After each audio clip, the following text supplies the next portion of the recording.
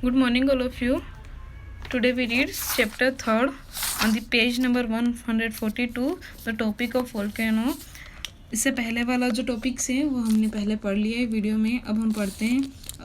A volcano is an opening or ruptures on the earth's crust which allow hot molten rocks, ash and gases escape from below the surface. अब देखो volcano जो है वो हमारी पृथ्वी का जो crust है उसका खुला भाग है और साथ साथ ही मतलब कि ये गर्म और पिघली हुई चट्टानों से मिलकर बनता है जिसे मैग्मा कहा जाता है. इसके साथ साथ इसमें गैसेस वगैरह भी होती है.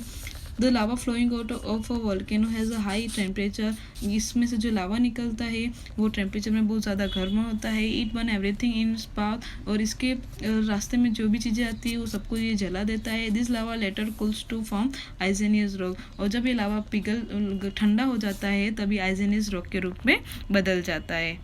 Next, endogenic force and their effect. अब इंडोजेनिक फोर्स दबाव जो होता है, प्रेशर, वो और उसका प्रभाव. Let us now see how the slow movement of the lithosphere plates cause change the earth surface. अब हम जानते हैं कि लिथोस्फीयर प्लेट के चेंजिंग होने मतलब कि किस कारण से मतलब कि उसके हिलने से किस प्रकार अर्थ के सरफेस का चेंजिंग होता है. The great mountain system of earth like the Himalaya are a product of a collision or lithosphere plates. Similarly the hug trench found on the ocean floor like the Mariana Trench are caused by plate interactions divergent boundaries. अब देखो जो बड़े बड़े mountains बने जाते हैं जैसे कि हमारे हिमालय माउंटेन्स से, वो सभी जो है वो लिथोस प्लेट जो होती है उनके आपस में टकराने के कारण बनते हैं. और उसके साथ ही ओशन फ्लोर पर जो बड़ी बड़ी खाड़ियाँ पाई जाती है, ट्रेंचेस यानी खाइयाँ, जो बड़ी बड़ी खाइयाँ पाई जाती है वो जैसे कि मरीना ट्रेंच है, वो सारे भी डाइवर्सिटी बाउंड्रीज के कारण ही और इन प्लेटों के आपस में प्रतिक्रिया करने के बाद ही ये बनती है. Spreading zones rising through rifts in the crust dense magma from the earth interior create a new surface under sea mountain range. देखो जैसे ही हमारी पृथ्वी की क्रस्ट से दरारें उत्पन्न होती है तो मैग्मा जो होता है जब वो ठंडा हो जाता है या फिर जब मैग्मा बनता है तो वो हमारे पृथ्वी के सरफेस पर एक under sea mountain range create करता है जिसको स्प्रेडिंग जोन कहा जाता है. फिर subducing zones force generated when two plates such push against each other build mountain and cause earthquake and volcanoes, thereby adding new materials to the continent.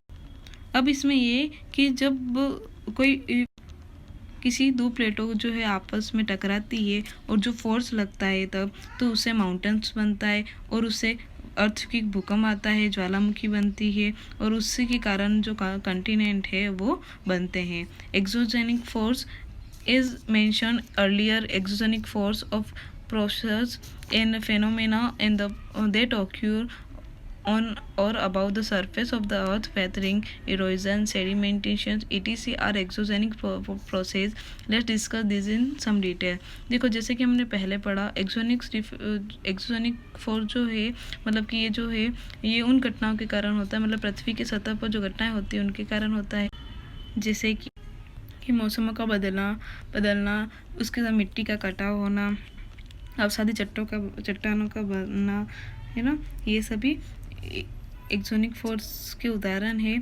और आगे हम इनकी डिटेल के बारे में पढ़ते हैं. फर्स्ट है वेदरिंग.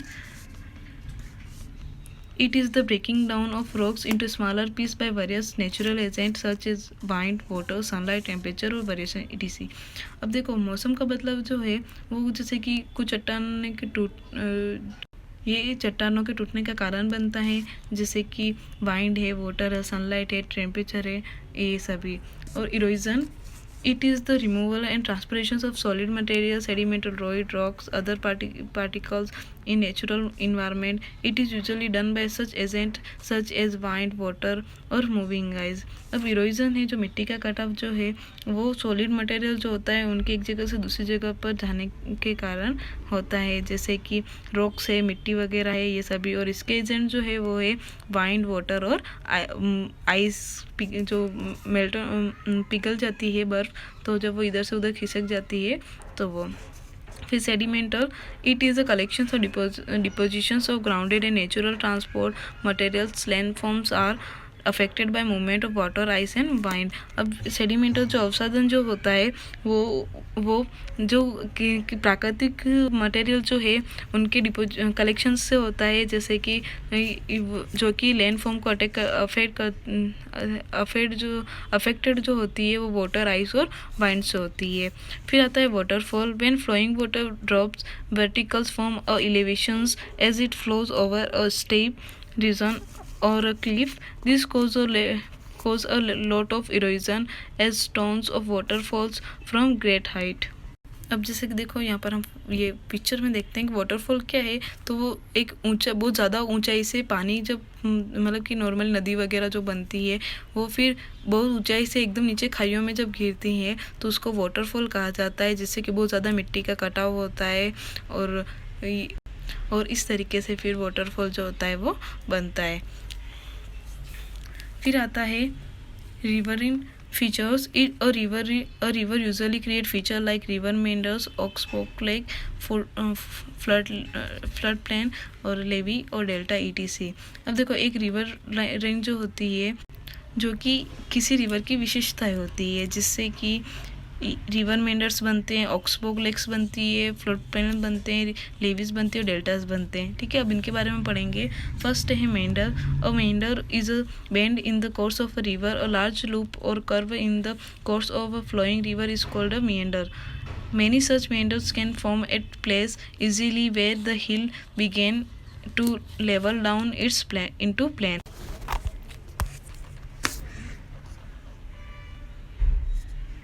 अब देखिए ये मेंढर जो है वो एक किसी नदी की कार्यप्रणाली होती है जो कि बहुत लंबी नदी के रूप में होती है, जो कि एक कर्व मतलब कि वक्र रूप में ऐसे टेढ़ी मेढ़ी गोल घुमावदार होती है, मतलब और टेढ़ा मेढ़ा होता है, जिसको मेंढर कहा जाता है।